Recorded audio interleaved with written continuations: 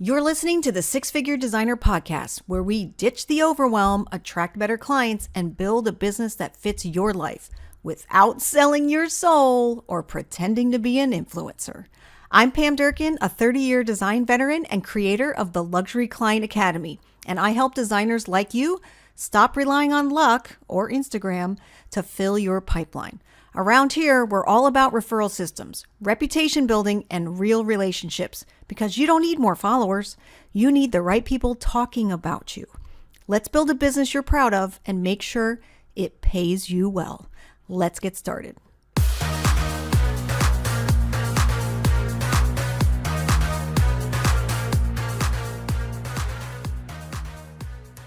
Welcome, friends. Welcome back to another episode of the podcast. This one's going to be really interesting, and I'm sure so many of you are going to be relating to this fact of, do any of you feel like you have the ADHD brain, kind of flip-flopping between various ideas, get, enamored by the shiny object syndrome? I think we all do.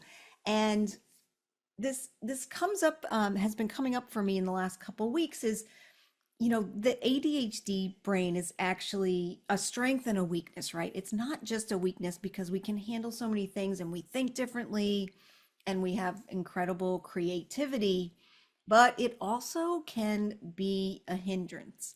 And what I mean by that is that there is nothing more exciting and intoxicating to a designer than a new project or a new idea. I mean, like, you can literally feel it in your body. You get so excited. It feels creative and light and expansive. And this is great. And, it's sort of that like first love feeling, right? When that infatuation you find when you meet someone that you just think is wonderful for the first time.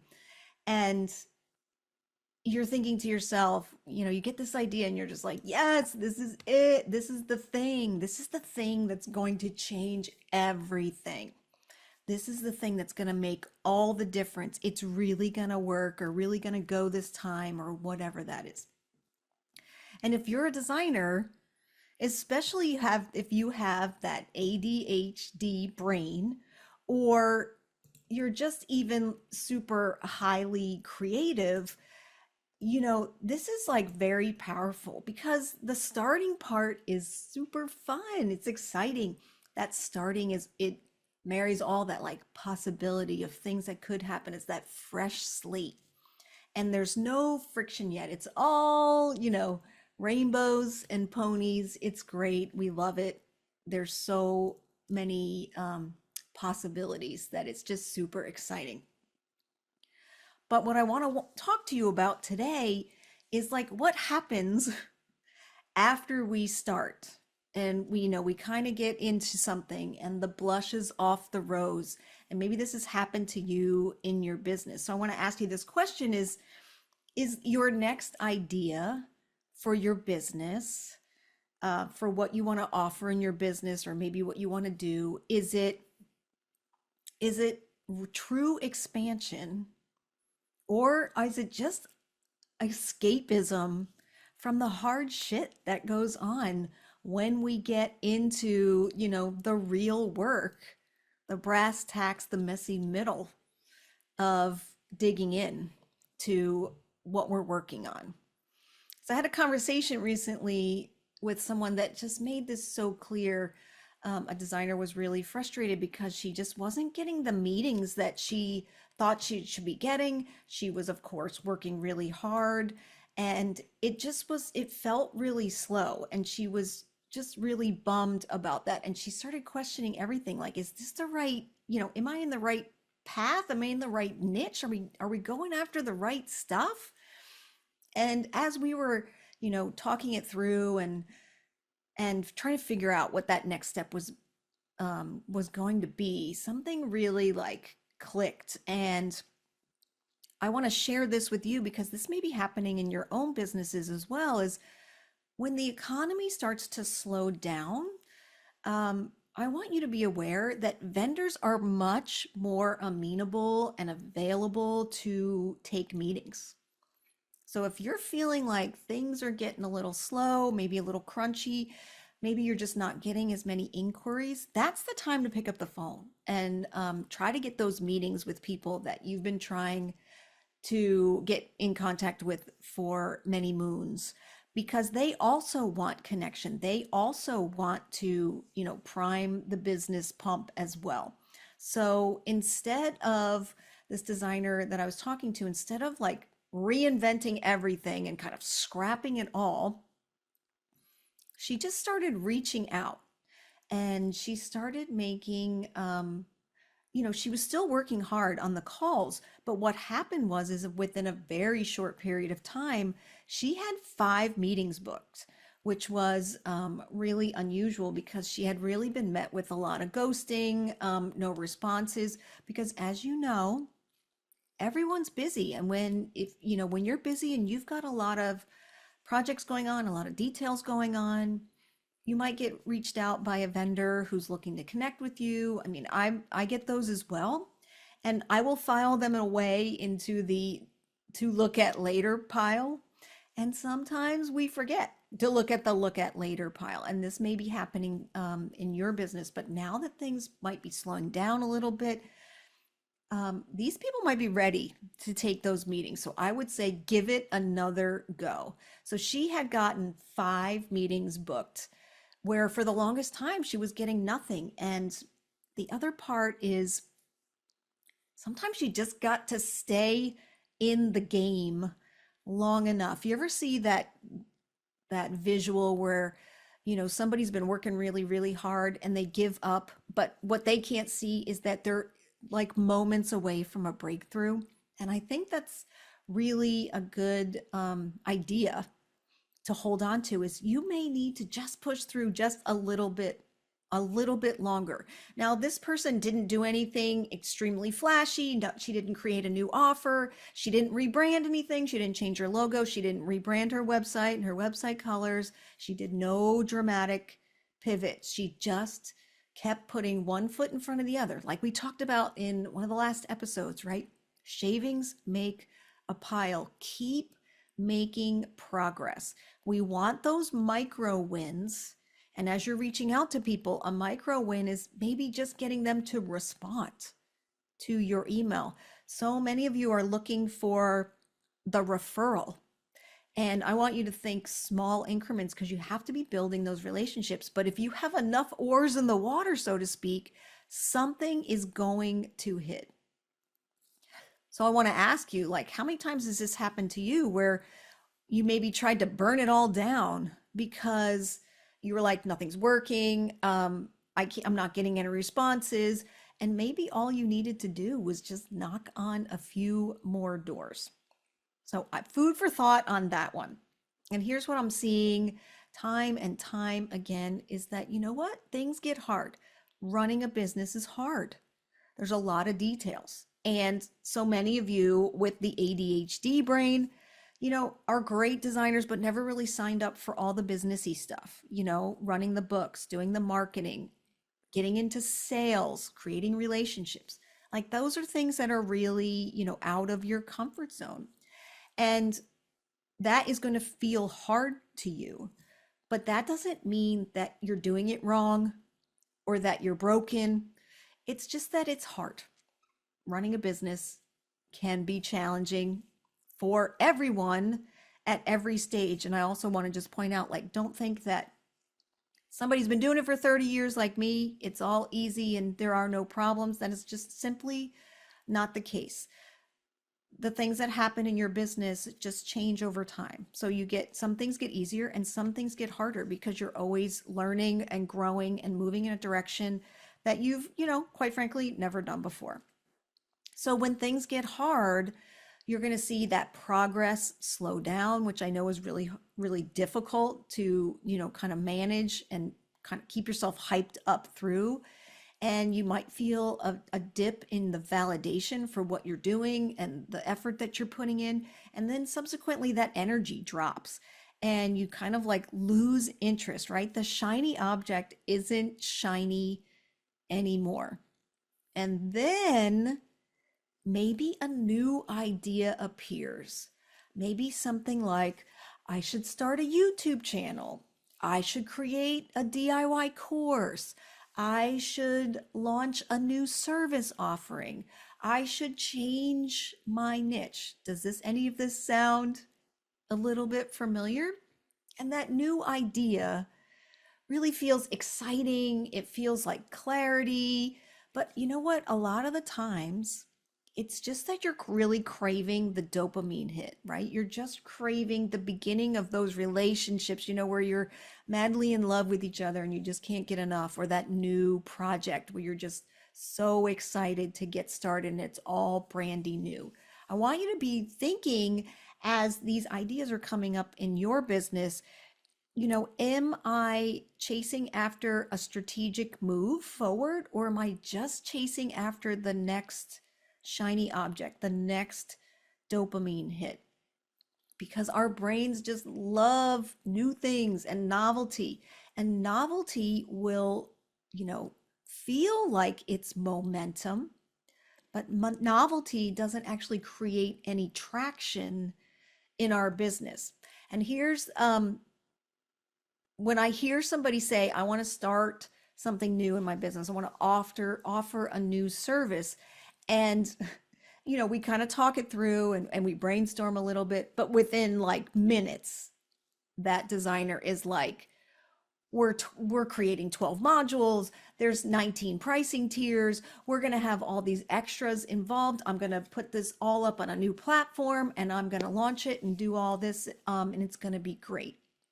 And we went from, let's think about a new offering or a new service or a new niche to a new empire in the span of minutes. And that honestly is not a strategy. We can't be chasing the dopamine hit, because you have to realize that creating something of that magnitude is also going to take time. A lot of times we want to pivot because we feel like something's not working. But when we come up with this new idea, we also want the new idea to take hold immediately, because what we were doing before isn't working. And now we're getting a little bit nervous about bringing money into our business. And when you create something new and chase the shiny and, kind of like, let's go, right? You have to realize there's a ramp up time to that. There is a time to build it out. It takes time. And we're not, putting any thought into there's strategy behind it. There needs to be, we need to have some time and some patience. And what we're doing is we're basically just stacking our dopamine hits. Like, I can create this and I can create that and I can do this and this, that, and the other thing.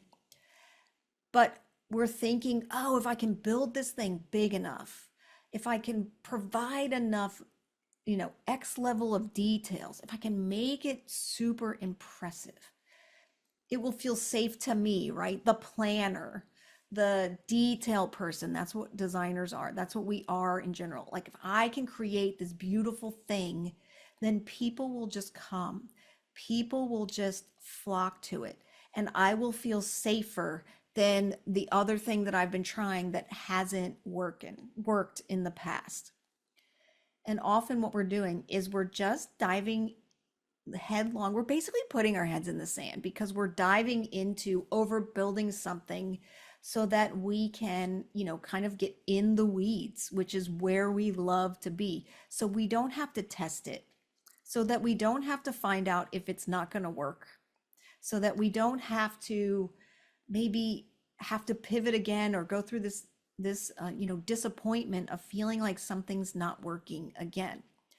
But we got to think about that. Like, if we're going to offer a new service or change a niche, we have to test it, because the testing gives us feedback. And for some of us, that feedback could feel vulnerable, like, oh, this isn't actually what I thought it was going to be, or this isn't going to work, or maybe what I thought this service was going to look like has changed a bit, because now we're getting feedback. So there's two things I want you to think about as you may be applying this to your business or thinking about what you're doing in your own world.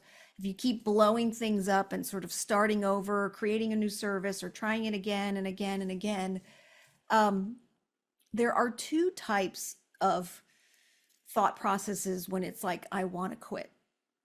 The first type is that, yes, you're in something that's misaligned, meaning you truly don't like doing that type of work. It's really draining to you. It doesn't fit or align with your strengths. And you've really given it some time and some data, and you're realizing, you know what? It's just really not working. Like, it's time to throw in the towel. It's time to admit defeat.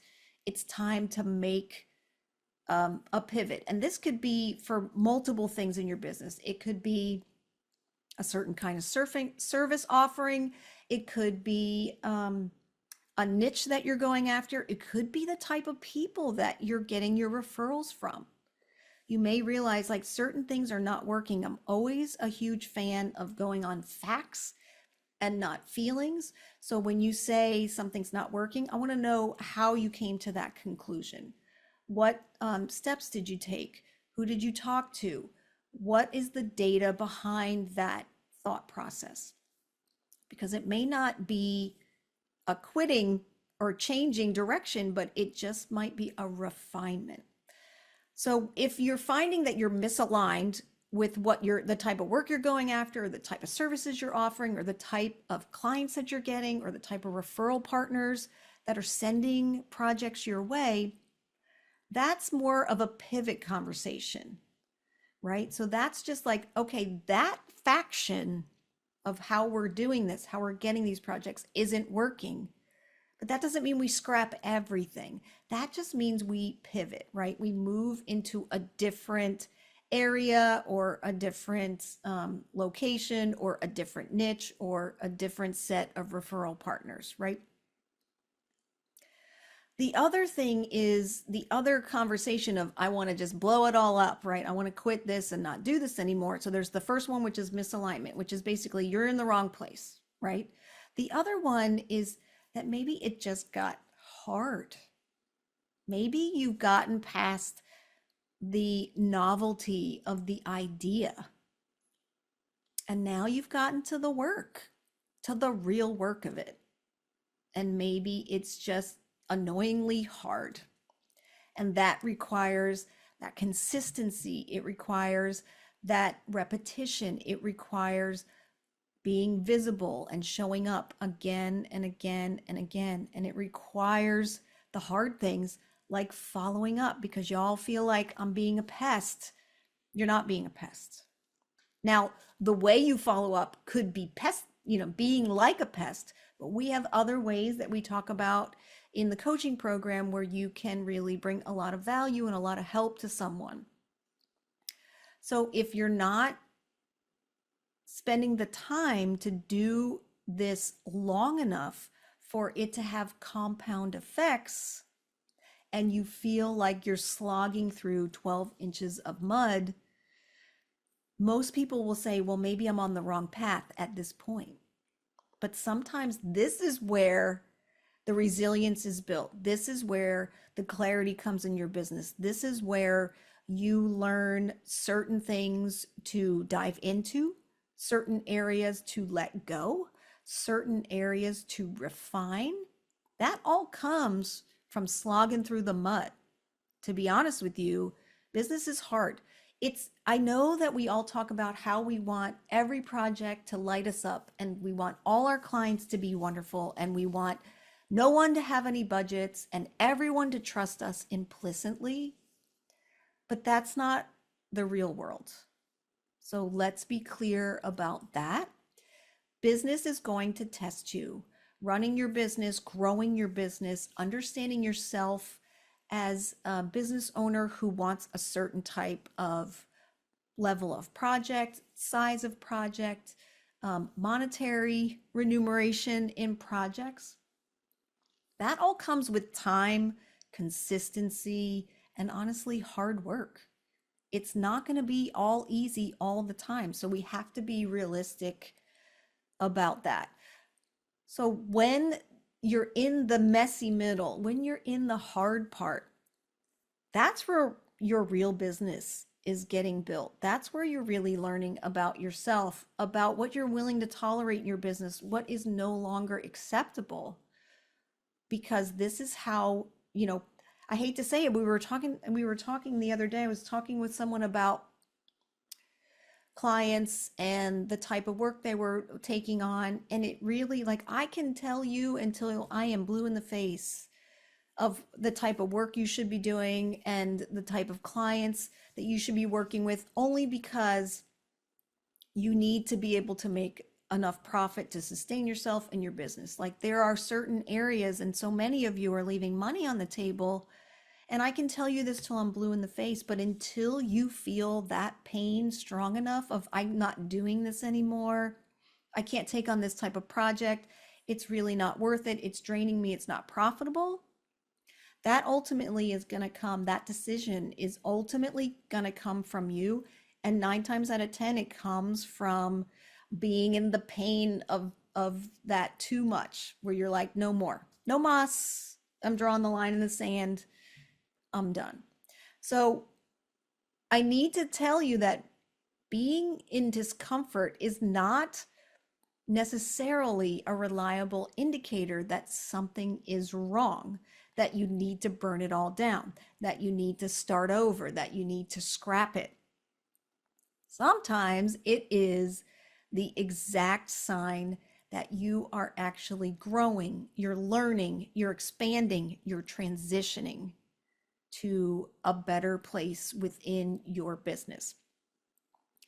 So I also want to make sure that you guys know I am a big fan of, like, trying stuff. Absolutely. I'm not a big fan of trying a million things at once, but I am a fan of trying things. Let's try it. Let's try that new fee. Let's try that new service. Let's try it. So I'm a big fan of jumping into it.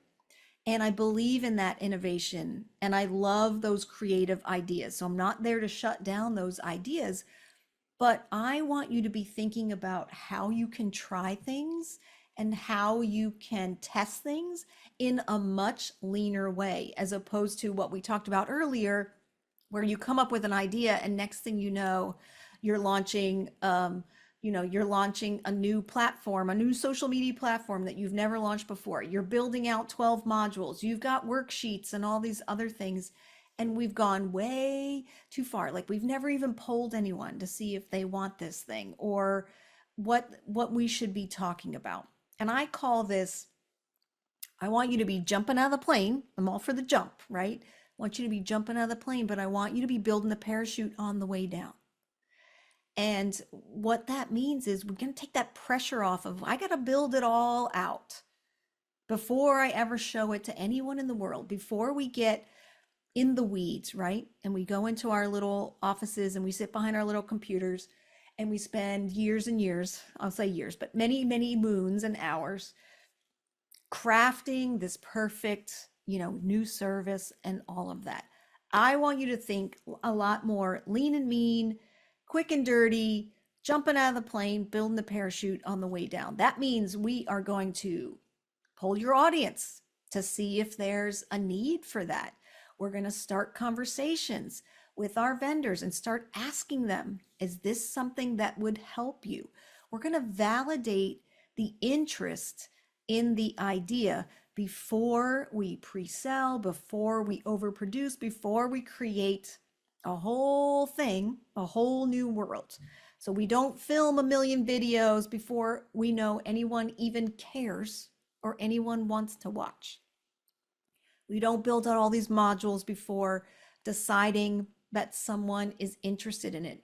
We don't create all these processes and ideas and a whole new service with every SOP ever figured out before we even realize if it's a viable idea from a standpoint of, does anybody want it? Can we make any money at it? Is anyone going to pay for it? So we test, and we want to be lean and mean when it comes to that, because clarity is coming from the action, not from perfection. Because what you think in the beginning is what this thing is going to look like almost never looks like that, because you learn information along the way. And we've always talked about, I know you've heard it from many people, that you giving people what they want, what they're craving. yes, there's certain things they're going to need along with those wants, but we have to understand if there's a need and a want for something before we go crazy and into the old shiny object syndrome. So the designers who are winning are not the ones with all the ideas and the millions of ideas. They're the ones who are protecting one idea long enough for it to actually work. So they're not confusing being bored with this thing's being broken. They don't confuse like friction with failure, because we're always going to have friction no matter what we do. And, you know, momentum is going to be built through that disciplined repetition, not constantly reinventing, starting over, starting over, starting over, scrapping everything you've done and starting over. I want you to be thinking about refine, refine, refine, right? Because what you have may not be working as much as you want it to, but I bet you there's lots of pieces that are working great. There's just areas that need to be refined. And of course, we talked earlier in this episode about the things that you're doing that are literally, killing you and draining you and are exhausting and you hate doing them, or they're not in your strength. That's a different animal. But I'm talking about when things feel hard and you feel like you're just dragging through the mud and you're just putting one foot in front of the other day after day after day. That to me is something that needs to just be refined. And I know that that can be really hard for creative brains because we love the new, right? It makes us happy and it makes us feel like something new and exciting is happening, because we as creatives, crave that stimulation. But your business also craves consistency. And that's where we start to make motion and progress, and then finally momentum. So this is exactly why I feel so deeply connected to coaching and to helping other designers. Because when you're sitting there in your office alone in your head, every idea sounds brilliant. You're almost not sure which one to start first, what order to do it in, or how to even refine. It's so hard to see something that you're basically immersed in. I was at a client meeting yesterday, and we were talking about the layouts of a room and certain finishes that they're looking to do. And the client just said to me, well, we're just not sure what to do anymore. And I said, well, that's because you've been living in this space for 10 years. You almost get desensitized to, how things are laid out, and you're not even sure what other options would be available. I have the advantage of seeing this space for the first time and putting my own initial thoughts on it, because I've never been in here before. I haven't lived in here. And the same goes for your business. You're in the trenches. You're working on little things here and there every day. But when I can come in and look at your business as an outside perspective, I can really see a lot of things very clearly that you just might not be able to see because you're in the weeds, and that's totally fair. So when you're in your own head and everything sounds like that's a great idea, I should probably do that, then you can feel justified in like, let me try this and let me try that. But not every hard moment is the deal breaker that you've got to start quitting and start over and try something else. You need someone to help you zoom out, right? So that we can ask these great questions like, is this a strategic pivot or refinement, or is this just shiny object syndrome? Like, ooh, it sounds fun to do something new. So these are the conversations that we have all the time inside the Luxury Client Academy, and we're not chasing more, but we're refining what works, and we know what works because we're backing it up with data. So we're not necessarily building bigger, but we're building smarter, and we're making sure that you're not leaking profit in certain areas, that you're talking to the right people, that your referrals are coming from the right place, and that you're really confident in what you're offering and how you're offering it, because that also makes a huge difference. So we're not about escaping the hard. We're actually gonna, almost lean into that where it's appropriate. I was talking to another designer, and she wanted to charge an hourly fee that she had never charged before. But she was like, well, I'd really like to charge this, but, and I was like, well, what do you mean, but? Let's do it. And it was a reasonable amount, and literally got an email today that said the client was like, where do I send the money? So that's what coaching really can help you kind of get out of your head.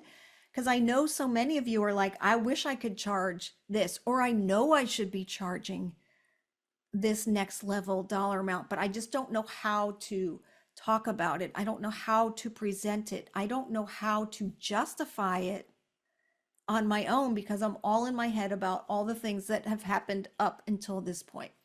And that's what y'all have me for, so that I can give you those tools and then give you the confidence to go ahead and go after those bigger projects, those better jobs, those higher fees. So we don't want to escape the hard. We just want to make sure that we're putting our time strategically and consistently in the right places, so that we can move through with confidence, we can move through with clarity, and get that next breakthrough level.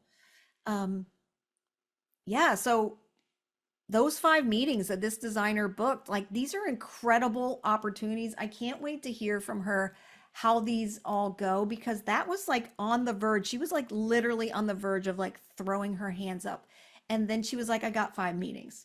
And the funny thing was that the 5 meetings, she kind of glossed over it, which, you guys are so funny.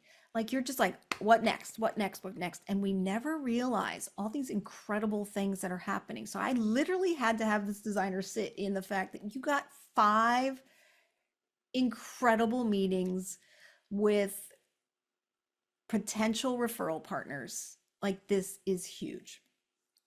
So if you guys are feeling like season's feeling a little slow, you're not sure what to do next, and maybe getting tempted to try something new, I want you to pause. I want you to ask yourself, am I doing this to expand myself and my business into a new area, and maybe refining something that's working? Or am I just trying to escape the hard, the messy middle, the part that just sort of, where the blush goes off the rose, and now you're getting to work, now it's real time. We're really working on things that are past the ideating stage, and now we're rolling up our sleeves and we're getting to it. So, are you expanding, or are you escaping and chasing the shiny object? Or another question is, are you just like saying, I'm bored and I just want to, I need the dopamine hit? Because that excitement that you're looking for might not actually be in the next idea, but it might be trying to protect you. Your brain might be trying to protect you from something that you've already started, that's actually starting to take hold now and really has some potential. So if you can stay with it strategically and thoughtfully long enough, that's where that compounding starts to happen. And this is where you build your authority, where you build your confidence, where you really sort of dial in the nuances of what your business looks like. And this is where it all starts to gel.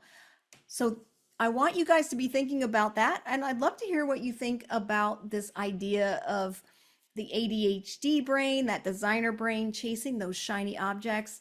If this is happening in your business.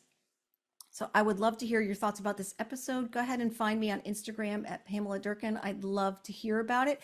And if you want some help on your business to get some clarity and help you decide if you're looking at this shiny object, or if you actually have a strategic move that needs to happen here, go ahead and sign up for a clarity call with me, and we will talk through it together and figure that out. So I'll see you guys next time. Thanks so much. Talk to you soon.